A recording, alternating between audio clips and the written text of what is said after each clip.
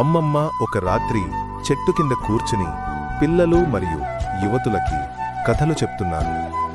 ఆమె చుట్టూ సన్నని చలికాలం, ఆకాశంలో మంత్రించిన చంద్రుని కాంతి. పిల్లలు చాలా ఆసక్తిగా, అమ్మమ్మా, ఈరోజు కుందేలుపై కథ చెబుతావా? అవును బంగారు. కుందేలు చిన్నదైనా తన తెలివితో పెద్దవాడిని కూడా గెలిచాడు. విను.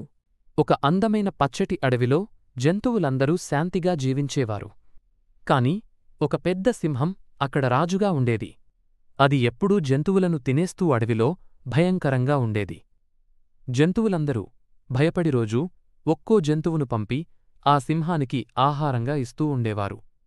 ఒకరోజు సింహం దగ్గరకు వెళ్లాల్సిన వంతు కుందేలు మీద పడింది.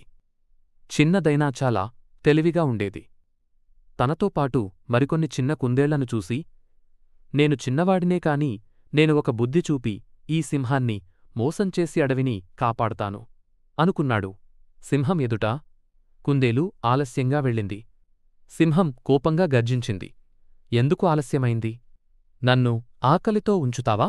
కుందేలు భయపడినట్టు నటిస్తూ, ఓ రాజా, నిజానికి నేను వస్తుండగామరో సింహం నన్ను అడ్డుకుంది. అది కూడా ఈ అడవికే రాజు అంటోంది అన్నది. సింహం కోపంతో రగిలిపోయింది.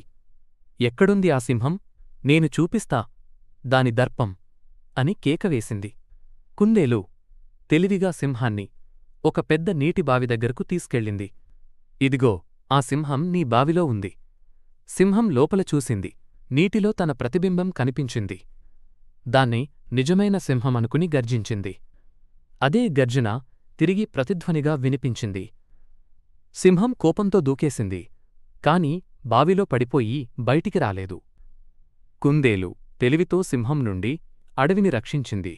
జంతువులందరూ కుందేలుకు కృతజ్ఞతలు తెలిపారు. అమ్మమ్మా, వావ్! చిన్న కుందేలు ఎంత తెలివిగా ఉంది. అవును బాబూ.